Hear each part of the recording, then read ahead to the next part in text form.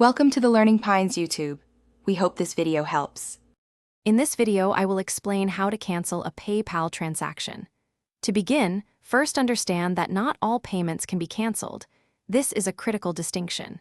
Generally, only transactions marked as pending or unclaimed are eligible for cancellation. This means the recipient has not yet accepted the funds or the payment is still processing. We will guide you through the process, ensuring you know exactly what steps to take. Once you are securely logged into your PayPal account, you will need to navigate to your activity log.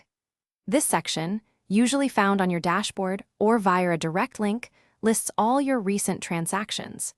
Carefully review each entry until you locate the specific payment you intend to cancel. It is vital to confirm its status, as this will determine if cancellation is even possible.